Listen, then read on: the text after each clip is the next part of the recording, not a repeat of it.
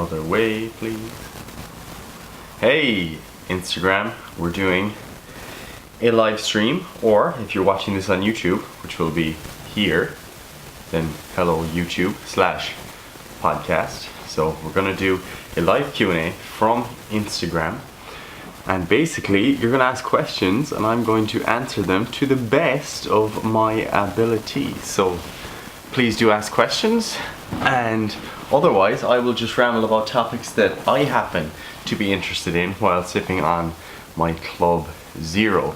And the first thing that I was going to talk about before anyone actually asks a question, because sometimes it takes people a while to warm up, is something that you may have seen on my Instagram story. I was recording a video for one of my clients and I was sending him a response video, and his question was in relation to, see, I'm a little bit off center here and you're probably going to get annoyed by that because people are picky on the interwebs.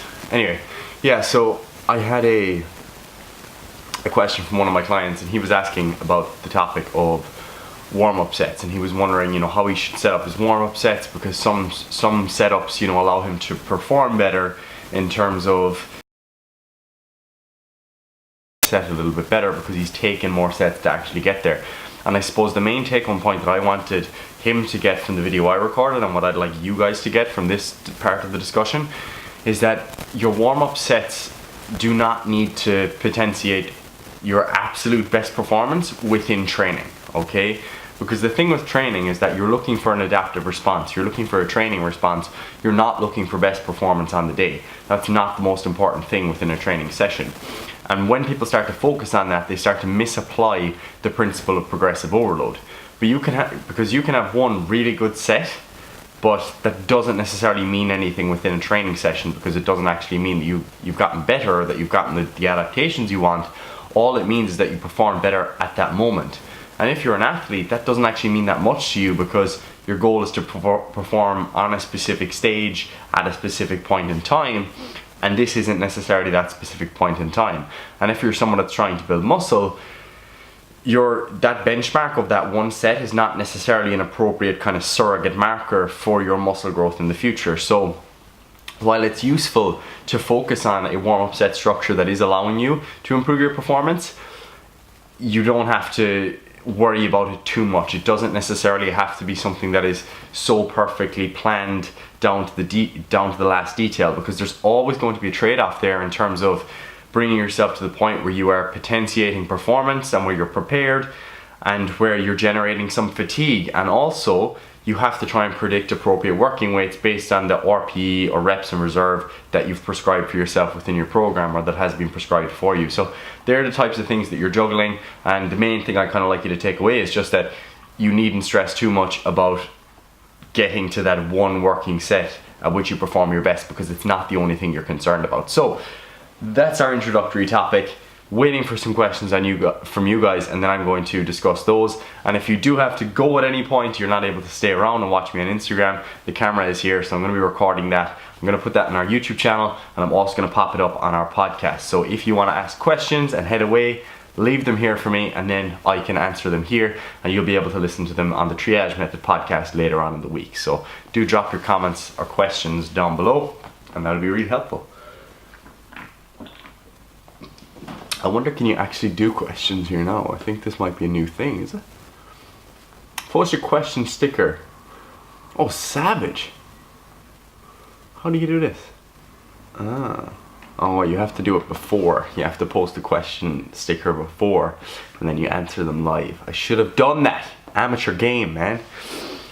But yeah, I'll just wait for you to ask questions, and if not, I'll just go away, I guess.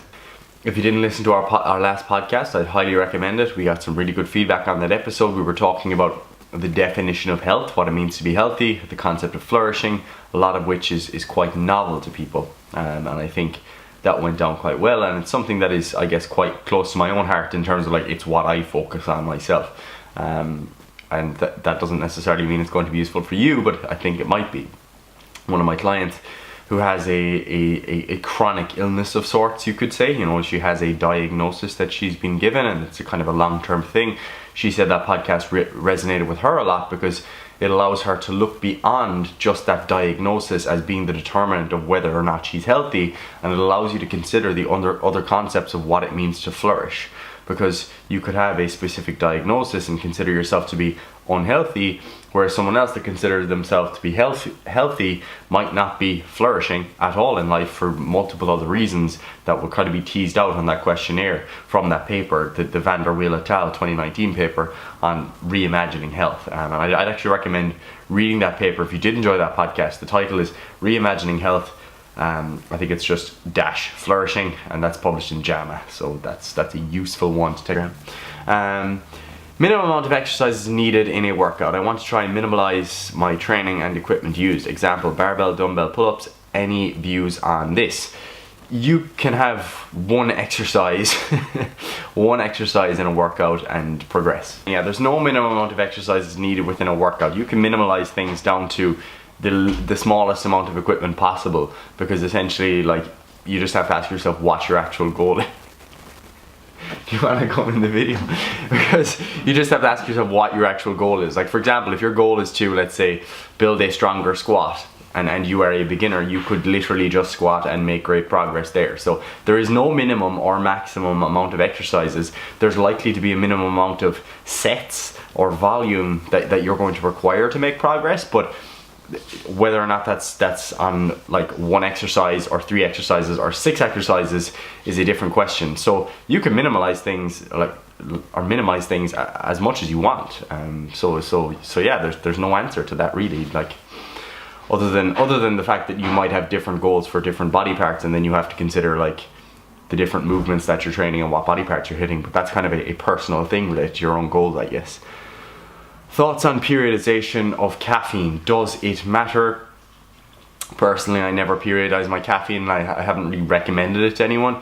I don't think it matters too much, because caffeine has different effects in terms of like you know, you often hear that it acts through the adenosine receptors in the brain, and that's one of the things that it works. But there's actually 2 types of those receptors, and the effects are mediated, you know, through one or the other. So while you may become like resistant to caffeine to some degree in terms of like the euphoric effect that you get from it, you can still get the ergogenic benefits, which means like the performance enhancing benefits, independent of feeling that sort of euphoria. So while that may add to the experience, you can still get the benefits from a performance perspective, and in terms of like fatigue reduction, like pretty much long term. So I wouldn't really periodize it there unless there was an issue where someone was, like, let's say, totally overusing caffeine and becoming really dependent on it, in which case you might want to see if you're able to get away without using it.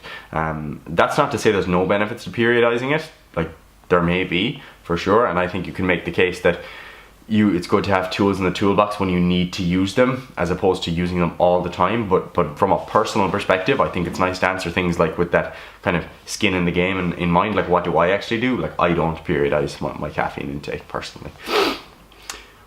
What's the best gym in Killarney? Bobby, I think you might be biased in asking that question. Yeah, so I just joined Peak Performance Killarney, and it is a savage gym. Very happy. Favorite amino acid and why? Weird question, but I guess leucine, like, for obvious reasons. Gotta trigger that muscle protein synthesis, bro. That's the Domino's at the door. Unfortunately, it wasn't Domino's at the door. How do you find your recovery now that you're training a lot more with more variety, weights, BJJ, jogging? I like that. I like that you actually spelled it jogging. I'm recovering fine. Like, yeah, I'm sore here and there and I'm feeling fatigued, but at the end of the day, you know, we talk about all the time about how you look at fatigue and recovery through that kind of biopsychosocial lens in a way. And like, I'm off college at the moment. I have a lot more free time. I have a lot of autonomy in my life. I'm very happy with my life in general. So all those things tend to tie in with your I guess, recovery capabilities. You know, I'm able to sleep enough. I'm not particularly stressed.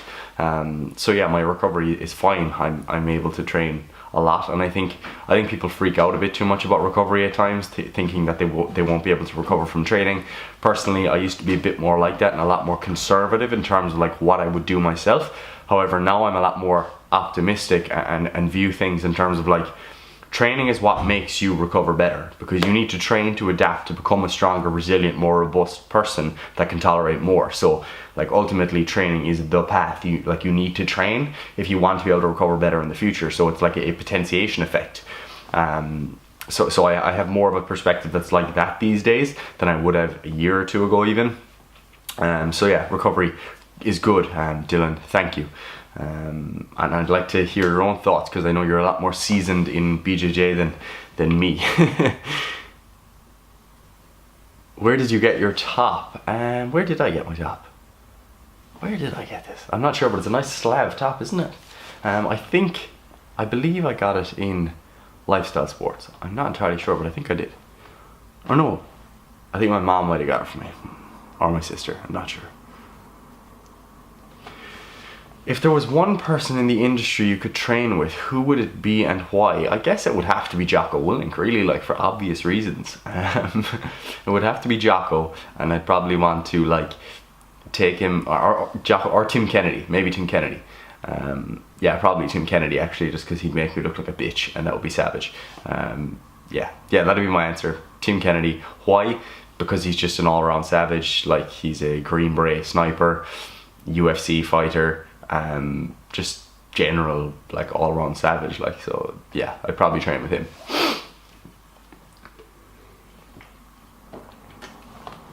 Like, I mean, the thing is, like, a lot of people might answer like a bodybuilder or a powerlifter or something, and I used to kind of be of that perspective in the past. However, if you think about like what it's like to actually train with someone like that, like what are you going to do? You're just going to go and do their workout even though you don't have the tolerance for it, and just be like smashed. Like, as in, like, that's the thing about weight training. It's like you go, like, anyone can make a workout hard, and there's just not much skill in a lot of it. As in, like, if you go to train with someone advanced who currently does 20 to 30 sets per week per body part, and you currently do 10 to 20, then obviously you're going to go and do their workout and you're going to get smashed to bits. And it's like, was that productive? Did you actually learn anything, or did you just do a workout that you weren't prepared for or didn't actually need in order to get any additional adaptations? Whereas when you look to other feats, or other sort of features, I guess, in terms of like people who are really good at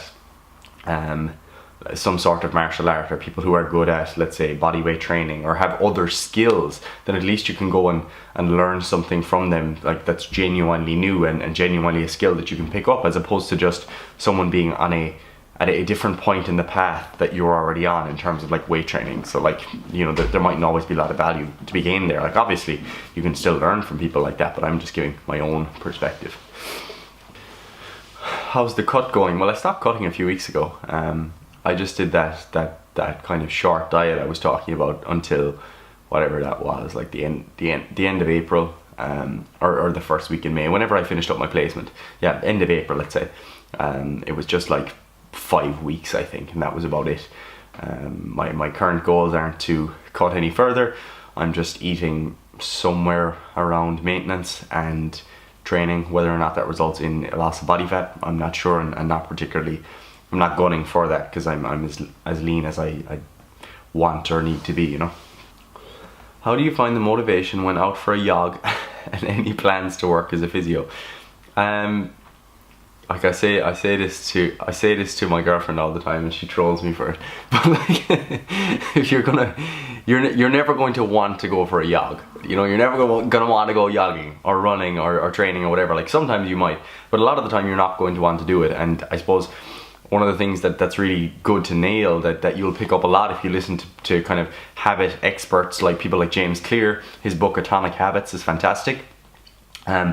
He focuses on the kind of 2-minute rule. So focus on the first 2 minutes of any habit that you want to develop. So if you're trying to develop if you're trying to run more, then what you should focus on is trying to develop the ritual or the routine to get the first 2 minutes done. So what does that actually mean for you? What that might mean for you is putting on your running shoes and stepping outside the door. Now just off you go. You've nailed the first 2 minutes. You're hardly going to walk back in now, are you?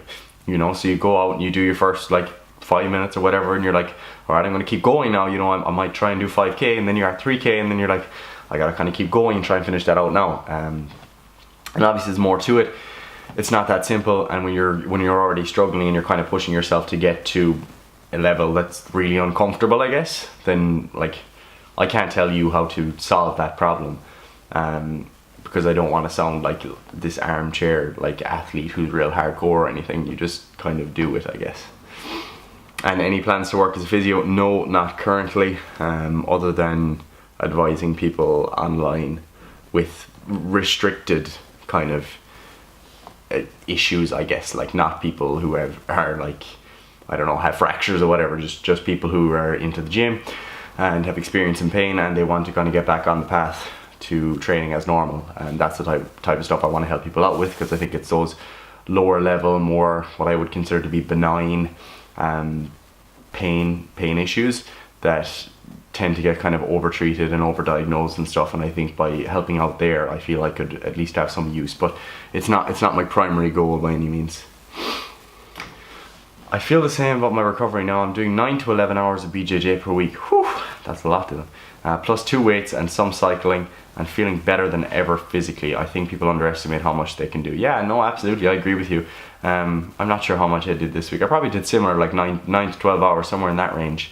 And yeah, probably similar enough to what you've done. But yeah, I do agree with you. Like, people definitely underestimate what they can do, especially if you're doing multiple different tasks that like require different things of you. Like, you're obviously not going to be able to do like 10 weight training sessions that are all hard per week, but if some of your sessions are more aerobically based, some are more skill based, some are more resistance training based, then there's different demands within that. And provided you're sleeping well and you're managing your stress, you're consuming sufficient calories, then you're going to be able to do a lot more than you think. And I don't think people need to worry about kind of overtraining as much as they think they should be worrying. When are you going to step on stage in some Speedos? No homo. That's definitely homo, man. But no, I probably won't. Seen you mentioned Jordan Peterson in a post the other day. What's your general opinion on him and some of his views? Bought his book the other day. Interesting read so far. I don't think someone with thoughts as complex and well fleshed out as Jordan Peterson, like someone like me, can have like a general opinion. Like, I can't have a general opinion on his views. What I would say is that if you're going to delve into the work of people like Jordan Peterson, who are focusing on like self-help and a lot of like real world issues that tend to filter into a lot of different disciplines, like related to psychology, philosophy, economics, neuroscience, like it's quite a reach to try and cover all of those things. And very often he does step beyond the area in which he has trained. So what I would always be skeptical of in those cases is just being like, you just have to be able to think for yourself. And that's the advice I would give to anyone. Like, you can't just adopt this sort of like religious worship for someone like that. And that goes for anyone. That goes for those of you who follow me or any of the people I follow. You don't start to treat them as like some sort of god, and you don't just believe everything they say. You have to question, you have to be skeptical, and you have to kind of form your own beliefs based on what they're saying. So someone like Jordan, like, he's definitely added a lot to my life and a lot of the lives of people that I know. And very often it's kind of almost just like reinforcing some of the values that you know you should have, but that you've never really been reminded of or thought of on a deeper level. I think he's very much on point in terms of a lot of his like socio-cultural observations and how they are affecting the lives of a lot of people, and he tends to particularly resonate with young men. There's a lot of value to be gained there.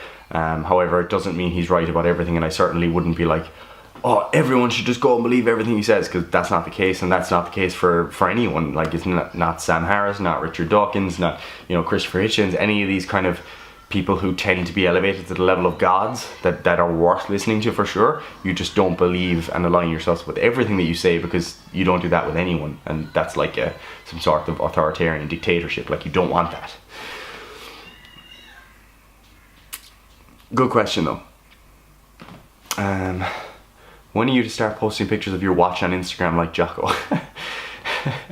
Connor, that's actually a good point, because I was actually thinking about that, because I was rereading James Clear's Atomic Habits, and he was talking about how, like, you know, it's a very obvious concept, but it's basically that you're going to be more likely to do something if you have some sort of accountability that other people can actually see. So, for example, getting up in the morning, let's say at whatever time you want to get up, if you post a picture every single day religiously, you had that accountability there, so that people are going to call you out when you don't actually get up at that time. So if you are someone that relies on extrinsic motivation like that, then that could be a really useful reinforcement tool for you to develop those habits. Same with exercise or nutrition or anything like that. But you know, some people might say that extrinsic motivation is bad, but I think that's reductionistic. Too easy is a dangerous religious dogma. Yes, it absolutely is, Kyle, and that's what you need. You need those simple messages that are potent and that are sufficiently evidence-based to be useful. You know, that they're just little sound bites. That's what you actually want. Like discipline equals freedom, or extreme ownership, or too easy. Like, they're the things that you actually want. You want those little snippets because they can act like memes and that spread. You don't want to have, you don't want to flesh out like too easy to be like, oh, we want people to promote self-efficacy in this way, and this is what self-efficacy is, and all that sort of stuff. It's like, no, it's just too easy. Full stop. That's it. You know, so there you go, Kyle. That's our justification. Kyle, yeah, I was just about to mention, seems like many people blindly follow him regardless of what he says. Cool dude, though. Yeah, and like, I mean, that's partly the result of who he speaks to and the way in which he speaks and the types of topics that he discusses, I guess.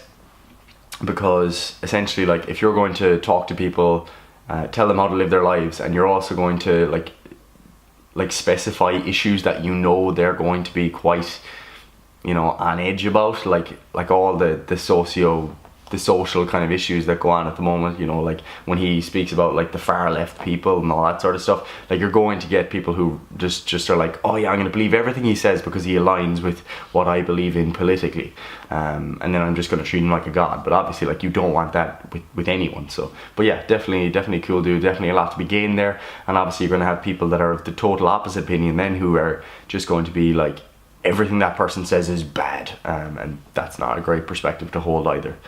But yeah, there you go. When does the next program for the group coaching start? The next program for the group coaching starts whenever you want to join. The way in which we run the group coaching is it's an anytime subscription. So let's say you decide to join this week, which is almost the middle of the month. Well, it's only been going for a week. Then your 4-week subscription runs into the start of the next program. So what you can essentially do, you have two options. You can do 3 weeks of the current program and then jump on to the next week of the next program. Or alternatively, what you can do is run out the 4 weeks of the program and then you just kind of keep going because you've got your access to your program. So that's what I would say. Like, you can join at any time to our group program. It's a really nice option, and it's definitely something that I think is going to be of value to a lot of people.